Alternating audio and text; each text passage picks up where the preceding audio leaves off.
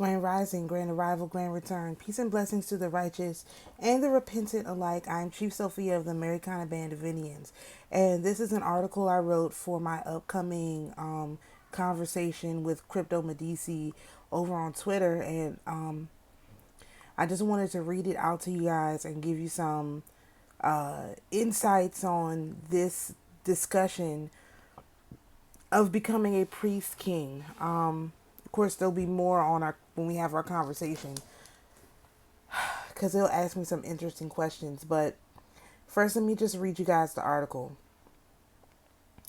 When I was wondering, when I wondered, when I wondered this subject. All right, I didn't do no editing. All right, when I was wondering about this subject and how to approach it, I first turned to the Bible to see if there were any stories on how to become a priest or a king. What I found was so disturbing, I reconsidered covering the topic at all. This concept puts you face to face with your own concept of humanity because it is a problem that typically ends in death. In Judges 19, a Levite priest captures a pagan concubine. She escapes his grasp and returns to her father's house. Let's pause to consider this stage of the story. The pagan was likely a priestess of the stellar religion, a worshiper of the Creator and his representative Shaddai. As I mentioned in the story of Ruth and Naomi, Naomi mentions that Shaddai has dealt bitterly with her. This is the only use of the word Mara or bitterness in the Bible. The uniform erasure of the stellar religion from the Bible was done by the elites of that day, the Levites, who were the priests and the scribes.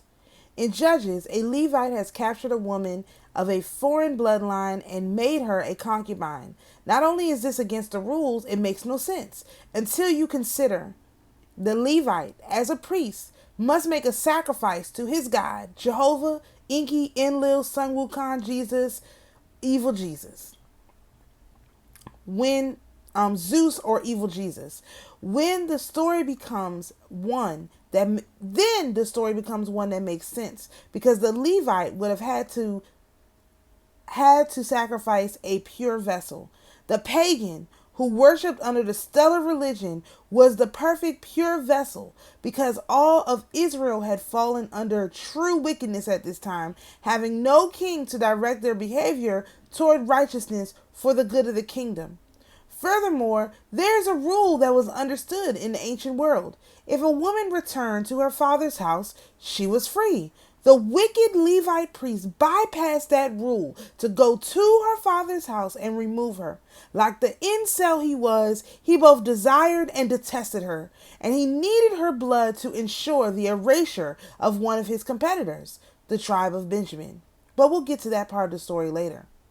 The concubine's father, sensing the ill will of the Levite, extends him great hospitality to try to sway him to change his mind. But the Levite had a time constraint to meet. See, the sacrifice had to be done at a certain astrological time to be effective, and he was on the clock. So after staying in the home of the woman 2 nights, the third night he knew he had to hurry and make the sacrifice. So he declined the hospitality of the father, took the concubine, and left.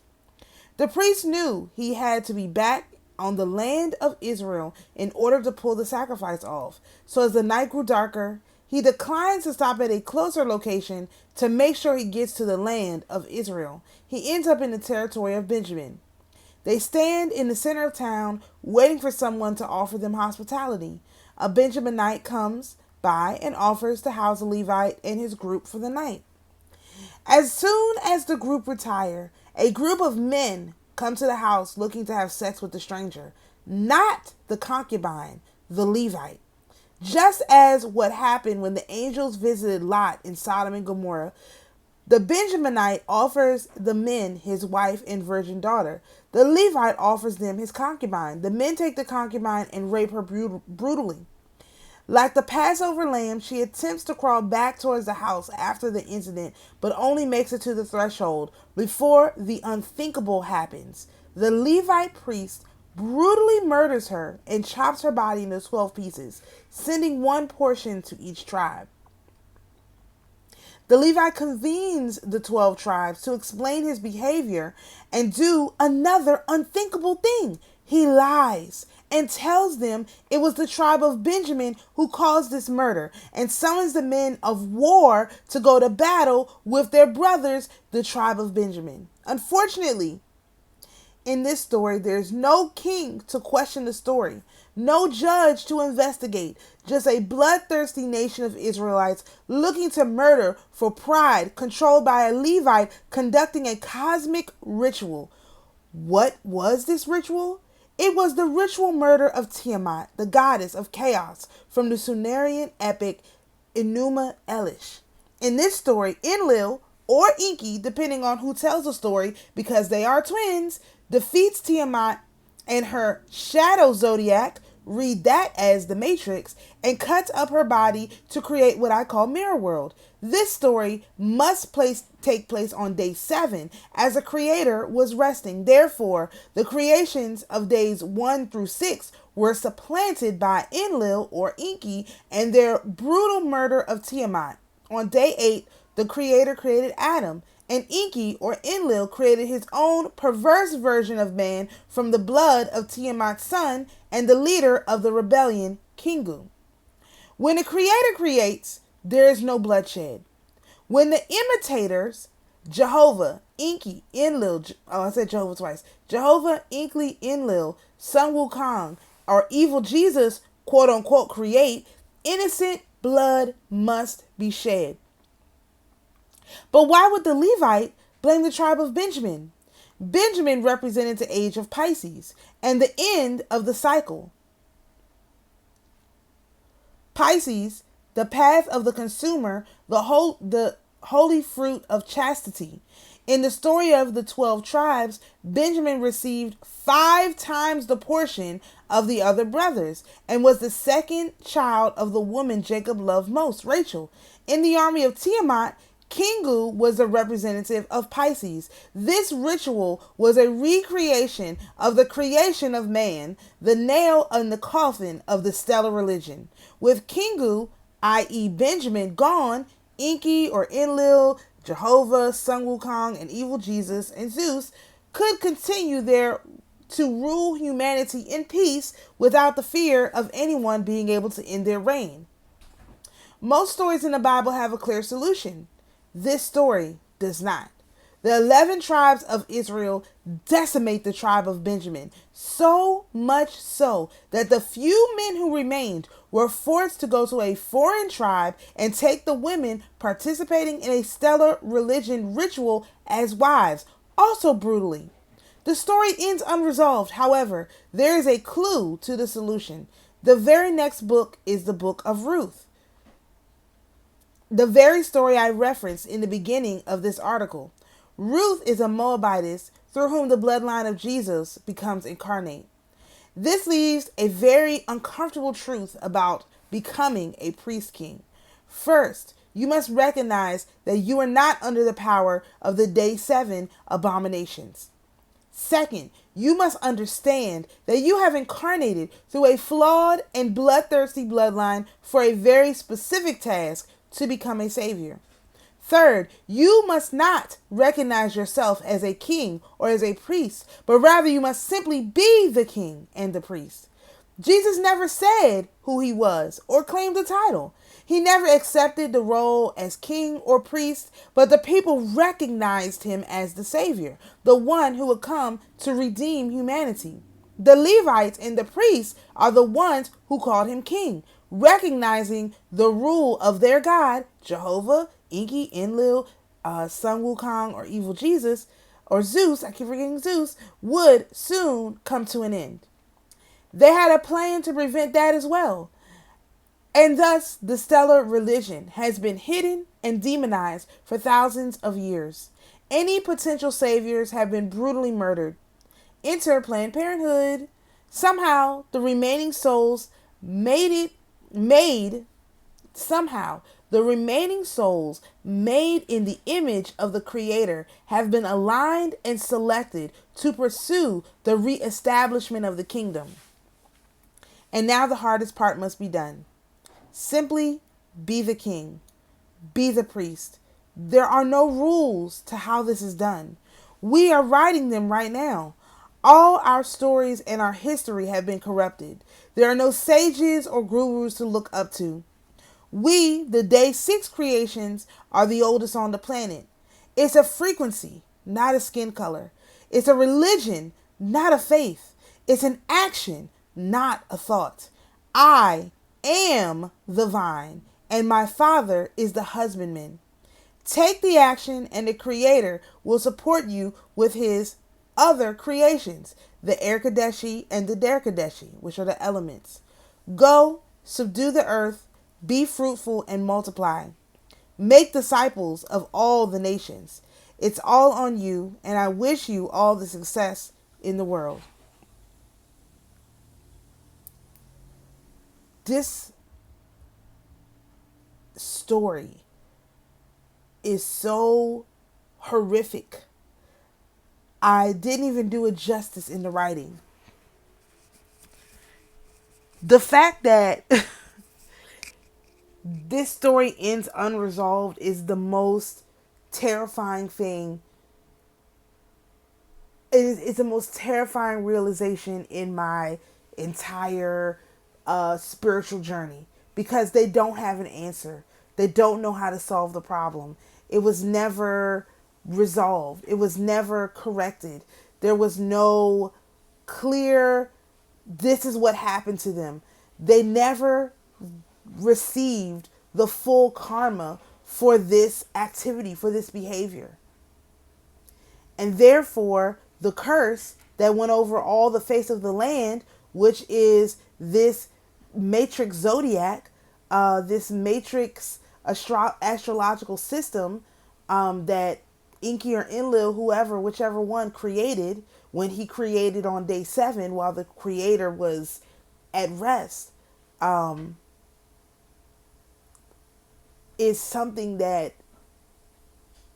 I'm not sure how we overcome. Like, I don't know what the next step is. I have no idea. And that's terrifying, because usually there's an answer in the Bible. Because as I've mentioned many, many times, Jesus did not actually solve the problem. Like, he was betrayed so much in his attempt to get things done properly that they never really got handled. So this is a problem that goes all the way back to the beginning, basically the beginning of creation. This is how far back this problem goes. The only solution that I can discern would be to engage in the stellar worship. But again, where do you find that information? And how do you know it hasn't been corrupted? And so, in the absence of real answers to that, of what the stellar religion is, and not through the lens of someone who has no idea what they're talking about, but through people who actually practice it, and practice it uncorrupted, because I'm not sure there's a pure version of this particular religion on the planet. If there were, there would be people who were safe from what is happening. But I don't see anyone being safe. And therefore, I can, come to the conclusion that there is no pure version. There are no pure kings. There are no pure priests. This whole, as I mentioned many times, people who claim the 12 tribes are also claiming the curses of those tribes. And so I'm going to again recommend that you don't do that, because the curses that these people have to face for the things that they've done will have to be paid. There's a price to pay for that. And the cost is coming due. So I'm going to recommend that you don't do that. And if you do, okay, that's on you. I'm not going to be involved in that. But there's no way to pretend like these things didn't happen. And as I always mentioned, before Jesus, there was no method of conversion. And so You can't convert. The only thing you can do is claim the title to something that doesn't belong to you, which is basically what they've been having people do. These curses don't belong to you because we were created on the sixth day. On the sixth day, male and female, he created them. Them is a loaded word. It could mean two. It could mean 2 million. It could mean 200 million. It's a loaded word. And so if you claim to be a day 8 creation, which the creator created out of the dust, then you have to be able to figure out, are you a day 8 creation from the creator, or are you a day 8 creation from Enlil and Enki? From the blood that was shed. From Kingu. Is that the kind of you want to be created from bloodshed? Like, that's not how it's supposed to work. The ones who are created on day 6 were created in the image of the creator. And the ones who created on day 8 or day 8 by Enki and Enlil are not created in the image of the creator. They're not like us. And they behave as their creator. And so it's really easy to tell who is subject to Enlil, Enki, and this whole weird cult that they have. You could tell, you know, a tree by its fruits. And so if you're dealing with people who thrive in chaos and have no capacity to create order, or if you're trying to create order, act as if you are the one who is wrong, you're the one who is doing something that's inappropriate or incorrect, these people worship a God that is foreign to you.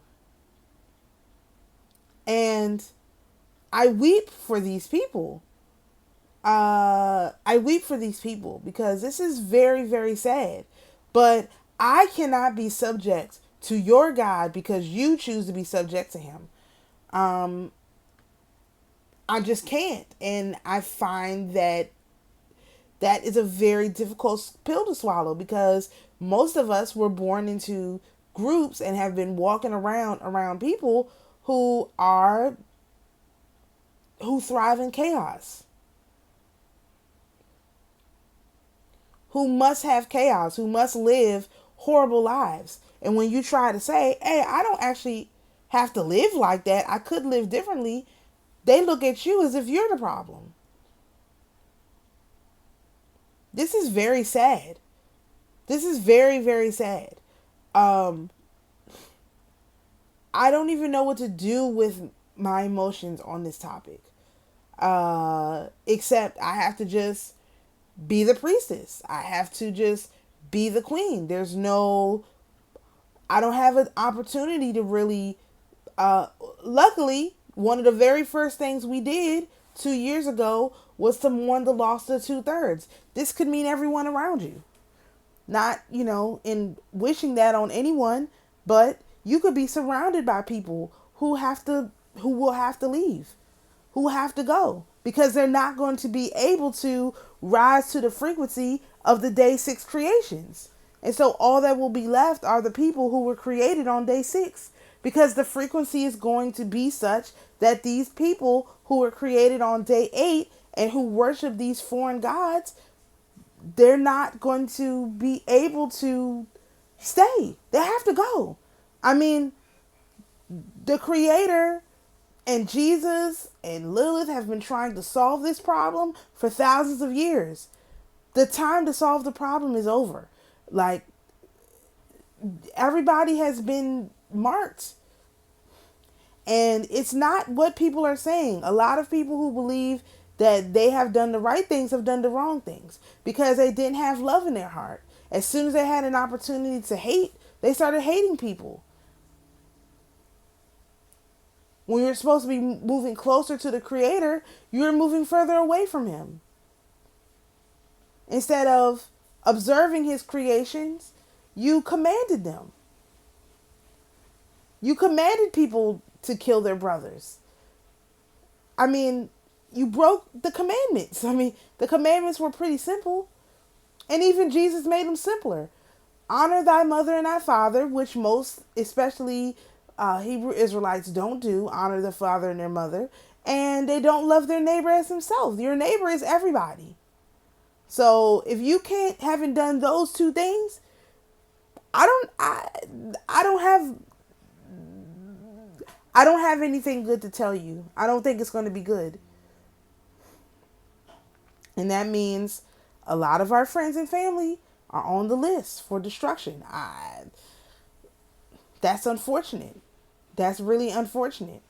Children, I mean, these people choose to be bound to chaos. That's a choice. I mean, you can't do anything about that.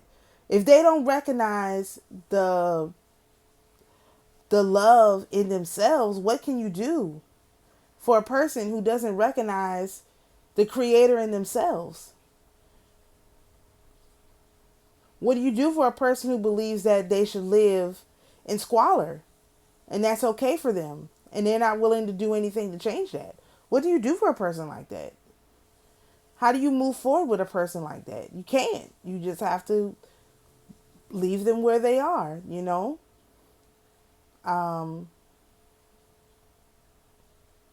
So when you get a chance, go back and read that Judges 19 through the end of the book. It's horrific. It's honestly horrific. And I just believe that a lot of these people have been lying. And their lies are not going to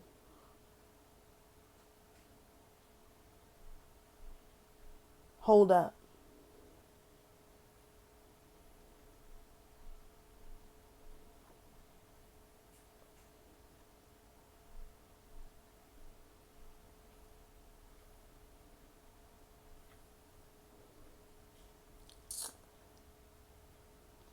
So you have to boldly move forward with your plans, carry out the things that seem best for you, and hope everything works out. That's all we got right now is really this hope that everything works out. And I wish I had something better, more inspiring to offer, but I I just I don't have it. I don't have it. So, shalom, peace and blessings, and we'll see you in the next video.